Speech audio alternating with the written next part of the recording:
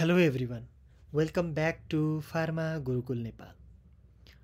हामी चाहिँ आज एउटा नयाँ टपिक ड्रग्स फर कफ पढ्न जाँदैछौँ। यदि हजुरहरू हाम्रो च्यानलमा नयाँ हुनुहुन्छ भने च्यानललाई सब्सक्राइब गरिदिनु होला, भिडियोलाई लाइक गरिदिनु होला, एउटा कमेन्ट छोडिदिनु होला र हाम्रो कन्टेन्ट मन परे अरूहरूलाई पनि सेयर गरिदिनु होला है। आज चाहिँ हामी ड्रग्स फर कफ पढ्छौँ। अब फर्स्टमा ड्रग्स भनेको त थाहा छ, कफ भनेको थाहा हुनु पऱ्यो। कफ भनेको चाहिँ एउटा रिफ्लेक्स हो। कस्तो खालको रिफ्लेक्स भन्दा it is a protective reflex है। के रहेछ अरे कफ भनेको एउटा प्रोटेक्टिभ रिफ्लेक्स हो। किन यस्तो प्रोटेक्टिभ रिफ्लेक्स भएको भन्दाखेरि चाहिँ हाम्रो जुन चाहिँ इयरवे छ हो, अब यो चाहिँ हजुरहरूको इयरवे भयो। यो इयरवेमा केही गरेर फरेन पार्टिकल्सहरू आछ भने फरेन पार्टिकल्सहरू निकाल्नको लागि हो, to expel out the foreign पार्टिकल्सहरू निकाल्नको लागि जुन चाहिँ रिफ्लेक्स निस्किन्छ नि, त्यो रिफ्लेक्सलाई चाहिँ के भनिन्छ? कफ भनेर भनिन्छ है। अब हामीले चाहिँ ड्रग्स फर कफ पढ्नेवाला छौँ आज। भन्नुपर्छ कफको लागि चाहिँ कुन ड्रग्स प्रयोग हुँदो रहेछ, अनि त्यो ड्रग्सहरूको मेकानिजम अफ एक्सन चाहिँ के हो भन्ने कुरो चाहिँ आज हामी पढ्छौँ है त। क्लियर भयो डेफिनेसनमा? ड्रग्स भनेको थाहा हालिहाल्यो, कफ भनेको प्रोटेक्टिभ रिफ्लेक्स हो, जुनमा चाहिँ फरेन पार्टिकलहरूलाई एक्सपेल आउट गर्नको लागि चाहिँ रिफ्लेक्स निस्किन्छ, त्यसलाई के भनिन्छ? कफ भनेर भनिन्छ है त। अब हामी यसको ड्रग्सको बारेमा पढ्छौँ अनि म हजुरहरूलाई मेकानिजम अफ एक्सन पनि यसमै भनिदिन्छु है त। ल हेर्नुहोस् है, ड्रग्स हो। ड्रग्स के को लागि भन्दा फर कफ, ठिक छ। ड्रग्स फर कफ है। ड्रग्स फर कफमा फर्स्ट क्लास अफ ड्रग हुन्छ फेरेन्जियल डिमल्सेन्ट। फेरेन्जियल डिमल्सेन्ट, मैले के भने? फेरेन्जियल डिमल्सेन्ट्स है। फेरेन्जियल डिमल्सेन्ट्सको इक्जाम्पल हुन्छ लोजेन्जेस, ग्लिसरिन र जेठीमधु। जेठीमधु भनेको लिकोराइस, ठिक छ। फेरेन्जियल डिमल्सेन्टको इक्जाम्पल के हुँदो रहेछ? लोजेन्जेस, ग्लिसरिन र लिकोराइस। अब यसले के गर्छ त? फेरेन्जियल डिमल्सेन्टले के गर्छ? अब फेरेन्जियल भनेको त फेरिङ्स नि बुझ्नुभयो। अब डिमल्सेन्टको अर्थ त बुझ्नु पऱ्यो।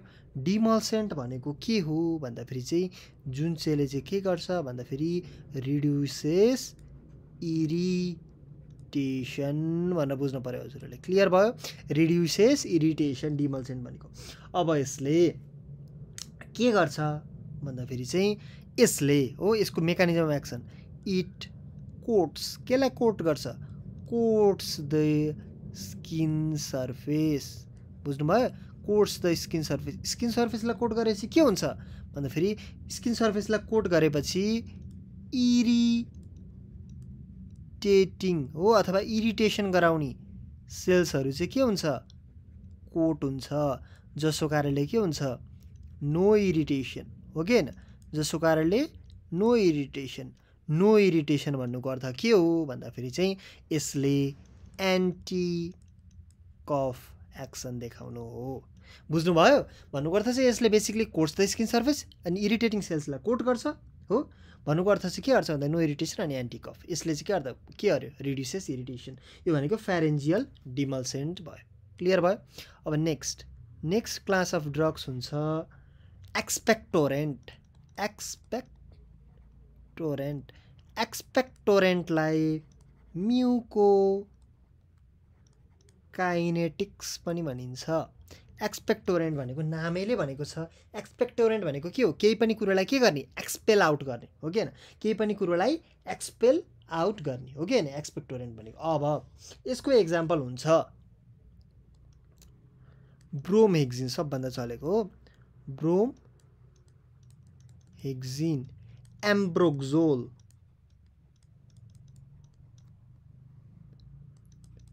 पोटासियम सिट्रेट,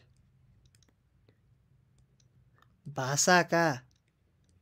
यिनीहरू भनेको के हो भन्दाखेरि एक्सपेक्टोरेन्टको एक्जाम्पल हो है। यिनीहरू के भने मैले?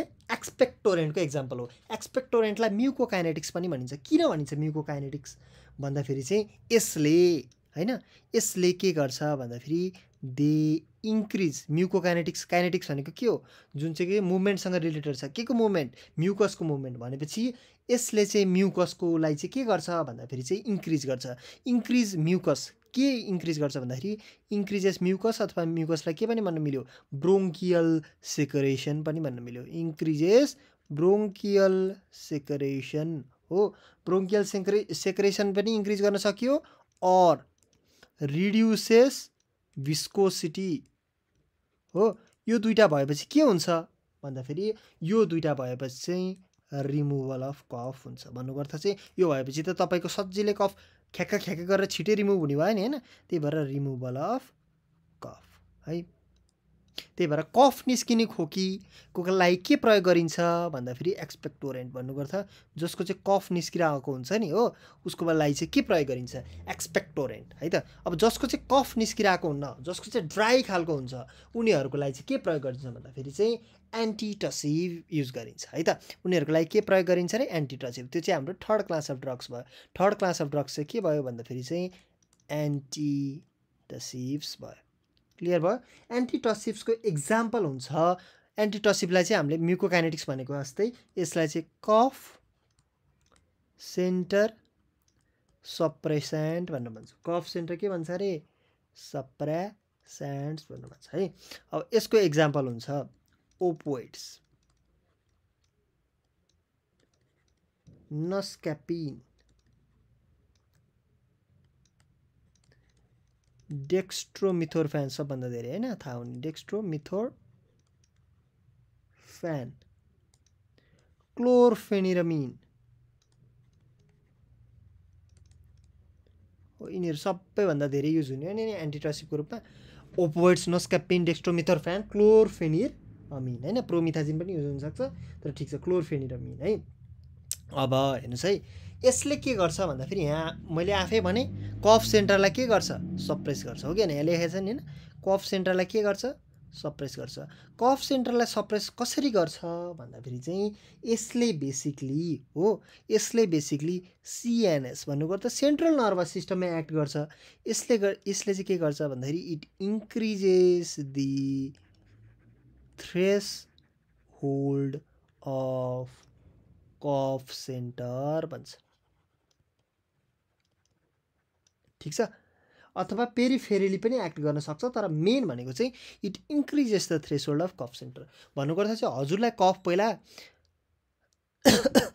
यतिमा हजुरलाई कफ लागिरहेको थियो भने अब यति कफमा चाहिँ हजुरको कफ नआउने खालको बनाइदिन्छ एन्टिटसिभ युज गर्यो भने भन्नुको अर्थ अब चाहिँ हजुरले गर अहिले ठुलै कफ गरेपछि चाहिँ बल्ल कफ आउने तर पहिलाको जुन चाहिँ कफ छ त्यो थ्रेसहोल्डमा चाहिँ कफ नआउने भन्नुको अर्थ चाहिँ बेसिकली उसले जतिमा कफ आउँछ त्यसको थ्रेसहोल्डलाई चाहिँ के गरिदिन्छ इन्क्रिज गरिदिन्छ जसको कारणले गर्दाखेरि चाहिँ के हुन्छ भन्दाखेरि कफ चाहिँ के हुन्छ सप्रेस हुन्छ हो कफ चाहिँ के हुन्छ सप्रेस हुन्छ जसको कारणले के हुन्छ रिमुभल अफ कफ अथवा एन्टी कफ एक्सन देखाउँछ बुझ्नुभयो अनि एन्टिटसिभ्सलाई चाहिँ हामीले के को लागि युज गर्छौँ भने मैले भनेपछि सुक्खा खोकी भन्नुको अर्थ ड्राई कफको लागि युज हुन्छ यो भनेको चाहिँ कफ निस्किने कफको लागि यो भनेको ड्राई कफको लागि क्लियर भयो बुझ्नुभयो है यति नै हो यसको है अब यसको लागि चाहिँ यति नै हो मेन भनेको हजुरहरूले एक्जाम्पलहरू चाहिँ सम्झिनु पर्यो जुनमा चाहिँ के छ लोजेन्जेस ग्लिसरिन लिकोराइस त्यो पछि एक्सपेक्टोरेन्ट अफ ब्रोमेक्जिन एम्ब्रोक्जोल पोटासियम साइट्रेट र भ्यासाका त्यो पछि एन्टिटसिभमा चाहिँ ओपोइड्स नस्क्यापिन मेन भनेको डेक्स्ट्रोमिथोरफेन र क्लोरफेनिरामिन यसमा मेन भनेको ब्रोमेक्जिन र एम्ब्रोक्जोल यसमा मेन भनेको लोजेन्जेस ग्लिसरिन र लिकोराइस क्लियर भएको कुरो बुझ्नुभयो ठीक छ हो आजको लागि चाहिँ यति नै गरौँ ड्रग्स फर कफको चाहिँ यति नै हो है त एकदमै सर्ट टपिक हो तर एकदमै इम्पोर्टेन्ट टपिक हो है त थ्याङ्क यू फर वाचिङ यदि हजुरलाई हाम्रो कन्टेन्ट मनपर्छ भने लाइक गरिदिनु होला सेयर गरिदिनु होला सब्सक्राइब गरिदिनु होला कमेन्ट गरिदिनु होला थ्याङ्क यू